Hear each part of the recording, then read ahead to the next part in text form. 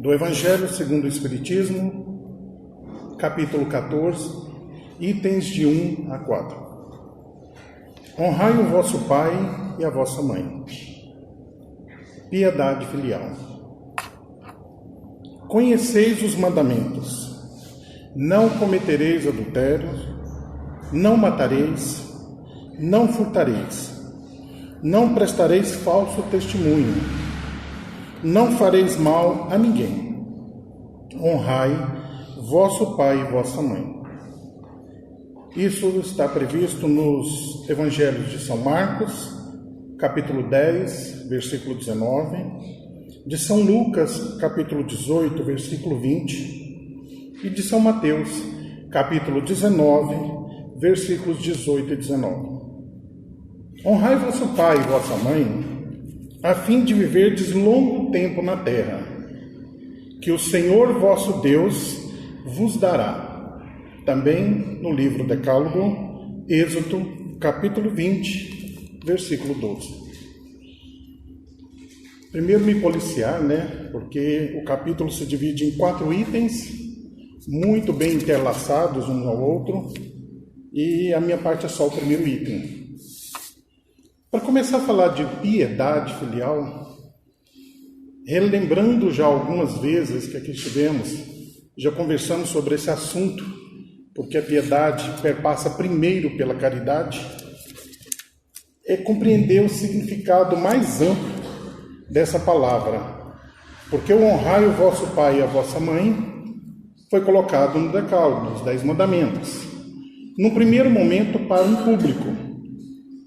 Depois Cristo vem à Terra e reforça esse mandamento. Lá naquele momento, ele já começa a tirar parte do véu intencionalmente colocado sobre aquela frase. E aí, na instrução dos Espíritos, a gente tem exatamente o título, subtítulo do capítulo, Piedade Filial. Mas o que vinha a ser essa piedade? Primeiro, abolir aquela ideia de que piedade é ter tão somente pena, mas pena no sentido de estarmos num nível mais elevado e o outro num nível rebaixado. A piedade solicitada por Jesus e vem ser cobrada agora através das instruções dos Espíritos é uma piedade que depende da compaixão. Por isso a leitura da noite, iniciando os trabalhos, ficou o tempo todo batendo nessa tecla de compaixão e compadecimento. E repare que as duas palavras, eu gosto muito da etimologia das palavras, elas começam com o com. E quando a gente começa com o com, não é nada que se faça sozinho. A compaixão é muito mais do que essa paixão civil que a gente tem nos dias de hoje, mas é uma paixão de amor verdadeiro para com o outro. É uma empatia total, principalmente no respeito ao seu sentimento, principalmente no tocante à sua dor, no tocante às mazelas que essa pessoa contrai durante a sua existência. No tocante aqui estamos falando de nossos pais e de todos aqueles que já passaram por essa função ou ainda passam, E o que esse capítulo vem a nos dizer? Além da piedade filial, Jesus retoma esse mandamento e antes disso, ele diz que seria mais fácil resumir todos os mandamentos apenas em 2. Só que ele deixa os 2 muito interlaçados, que a gente em dias atuais poderíamos dizer que é um só. Amar a Deus sobre todas as coisas e ao próximo como a si mesmo. Então formamos uma tríade. Deus Pai, nós e o outro. Só que quem é esse outro? A humanidade inteira é nosso próximo. E antes de sairmos buscando um próximo tão distante, num país vizinho, ou num hemisfério totalmente disposto ou distante do nosso, vamos pensar naquele próximo que comunga conosco alguns cômodos da casa, se não o próprio cômodo. Vamos pensar naquele próximo que durante a nossa fase mais difícil da existência esteve ali conosco, rente, e a qual devemos tudo que somos hoje. Porque uma oportunidade muito grande nos foi dada de ter a vida e de hoje estar em plenitude dessa vida. Hoje, cada um de nós, que estamos exatamente no ponto que estamos, tivemos pelo menos 2 pessoas que nos tornaram possível essa realidade, que foram nossos pais. Tenham tido eles os erros que tiveram. Isso não está em julgamento e nem deve ser pesado nessa balança. É o que a gente verá ao longo da leitura de hoje. Honrar o vosso pai e a vossa mãe é uma consequência imediata da lei da caridade, que acabei de dizer agora, que pode ser resumida nesse mandamento maior: amar ao próximo como a si mesmo. E quando se fala em lei de caridade, a palavra amor, ela tem uma extensão muito maior do que nós temos nos dias a dia. A palavra honrar toma uma dimensão muito maior. Ela vem além de simplesmente ter para com eles o respeito. Vem mais além ainda, porque quer que tenhamos com eles estima, obediência, condescendência e fazer muito mais do que dar a eles o simples necessário. Nós temos que lembrar que a vida é um ciclo. Que quando estávamos em nossa tenra infância, tinha alguém se desdobrando para que essa vida pudesse ser mantida. Para que essa vida pudesse chegar nessa plenitude com tudo isso que nós trazemos.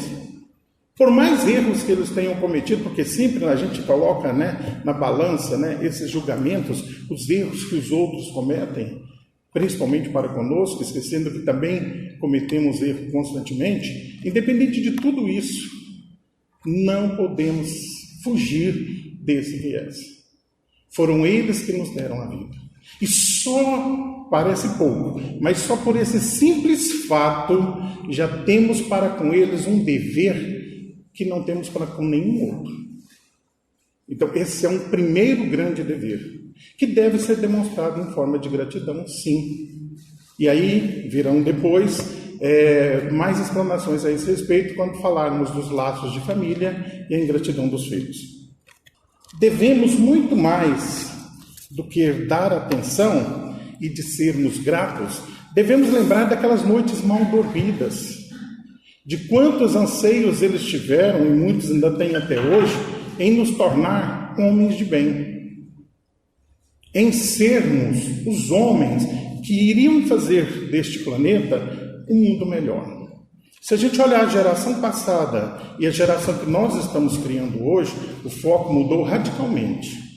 Enquanto nossos pais, e volto aqui a dizer, por maior que sejam seus erros, eles preparavam filhos melhores para o mundo, hoje nós tentamos dar um mundo melhor para os nossos filhos, invertendo os papéis. Queremos entregar tudo de mão beijada. Queremos transformar o mundo em belo para que eles, em sua tirania futura, possam destruí-lo. Então, invertemos totalmente os papéis. E aí focamos nos nossos filhos e esquecemos daqueles que nos deram essa oportunidade.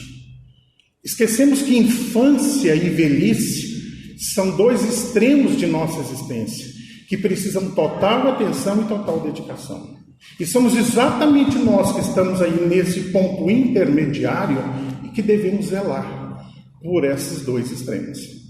Devemos dar aos nossos pais e ou aqueles que fizeram o papel deles a mesma atenção, o mesmo carinho, o mesmo cuidado que damos aos nossos filhos.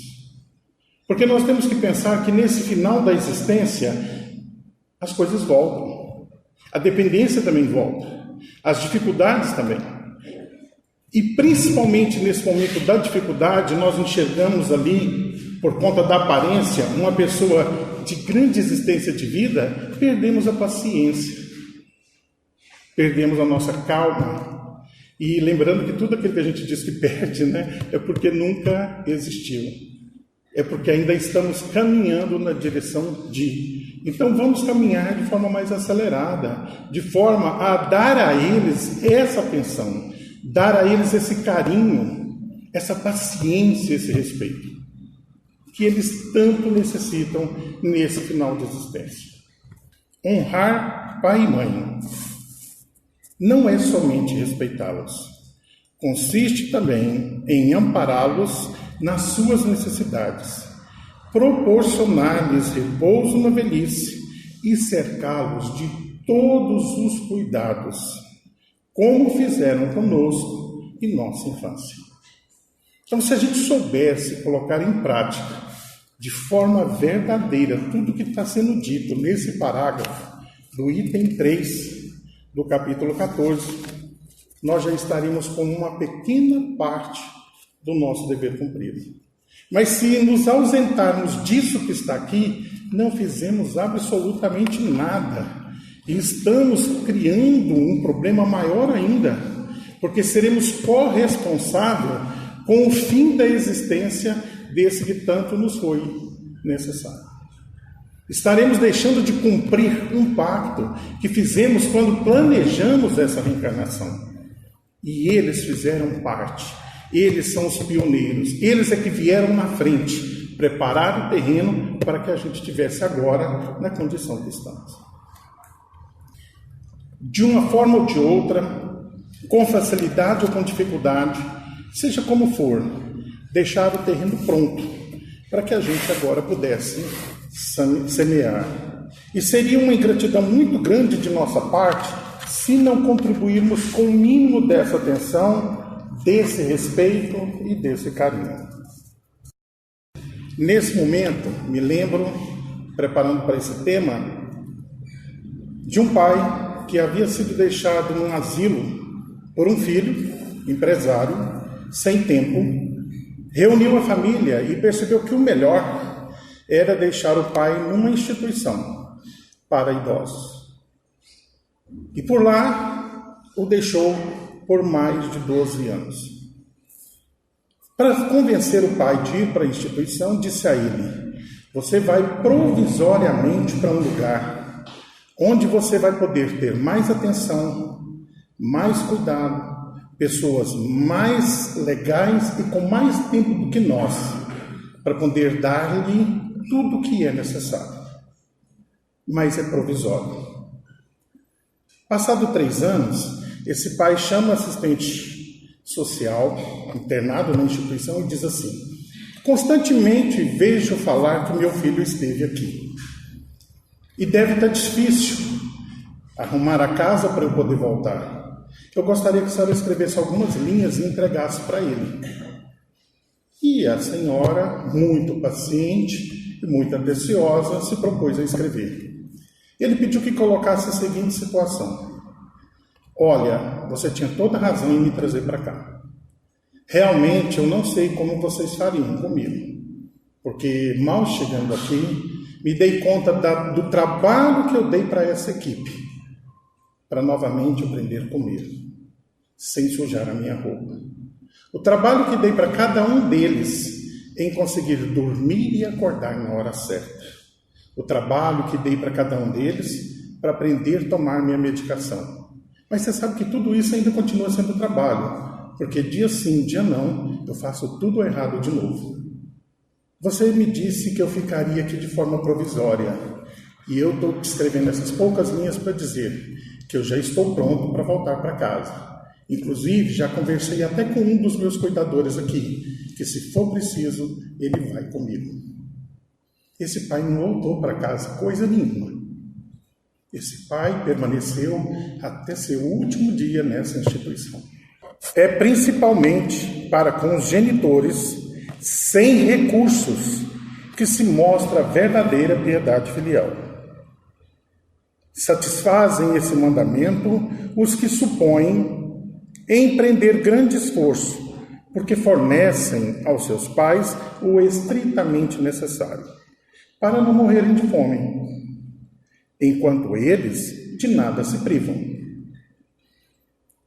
exilando-os nos mais ínfimos cômodos da casa, só para não os deixar na rua, enquanto reservam para si os melhores aposentos.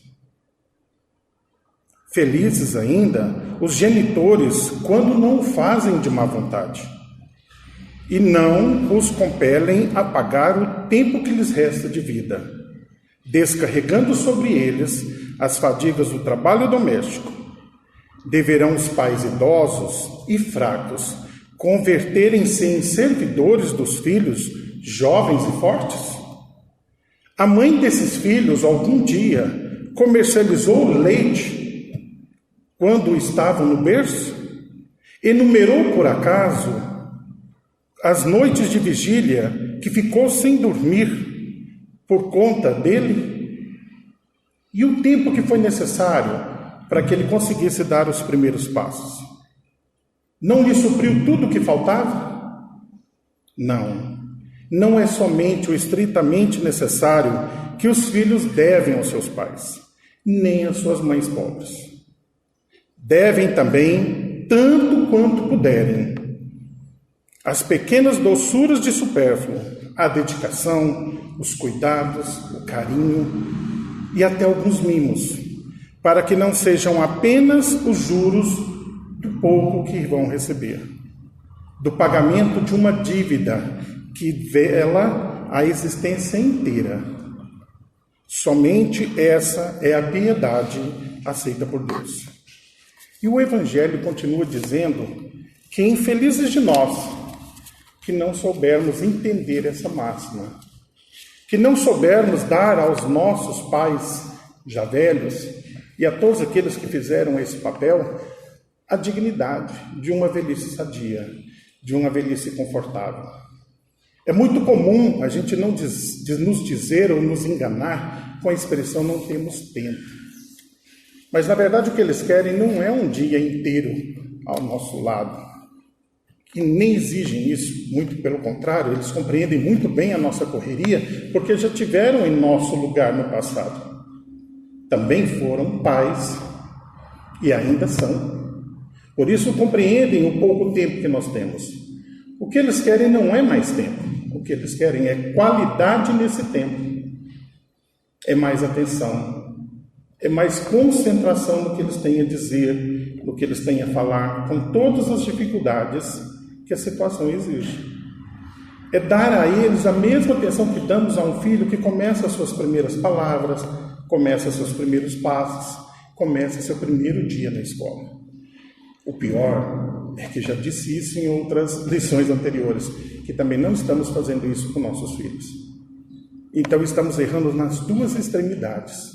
Tanto na primeira, que é a geração que vamos deixar para esse mundo, quanto na última, que é a geração que nos deu essa oportunidade. Estamos assim errando duas vezes, mas conscientes do erro que estamos cometendo, porque falta de alerta não é. Somos cobrados constantemente. Hoje mesmo, enquanto preparava para o tema, tive vários momentos que eu pensava assim, gente, mas eu já falei isso, mas eu já falei isso, mas eu já li isso, eu já li isso. Porque as palavras o tempo todo vão e vêm. Vêm e vão sem parar, porque são as mesmas. Inclusive a leitura, quando termina, ela volta a frisar exatamente aquela parte que devemos lembrar que fora da caridade não há salvação. E aí eu me lembro daquela outra frase que foi colocada para contrapor e nos ajudar a entender melhor esse significado, que fora da caridade não haverá solução para os nossos problemas. E aí podemos estar enterrando o talento de uma existência. É verdade que certos pais desprezam seus deveres e não são para os filhos o que deveriam ser, mas cabe só a Deus impor-lhes a reparação, não os seus filhos. Não compete a estes censurar seus pais, porque talvez os hajam merecido. Nesse exato momento, a gente tem que parar e pensar que muitos de nós não tivemos os pais que achamos que merecíamos, porque eles foram instrumentos de provas e expiações que viemos cumprir.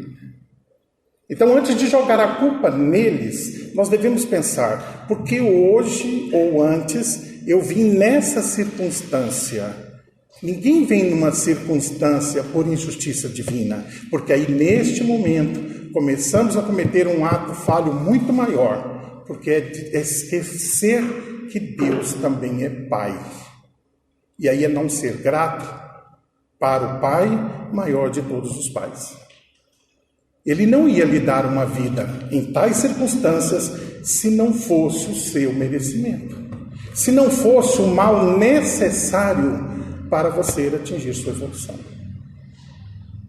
E aí, jogar a culpa nos outros, dizer que não tivemos os pais perfeitos e por isso a existência que temos hoje, não.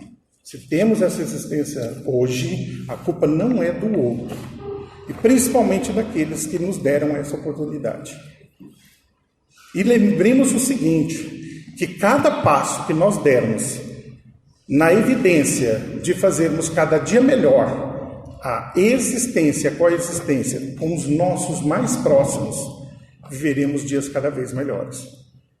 Por isso, amar ao próximo como a si mesmo. Primeiro, se aceitar, perceber como pessoa falha e entender que o outro também é falho, mas que merece todo o seu respeito, todo o seu carinho, toda a sua admiração, porque nós somos parceiros nessa existência terrena. Estamos juntos no mesmo barco, todos com a mesma meta, que é a evolução, não só nossa, mas da sociedade em que vivemos.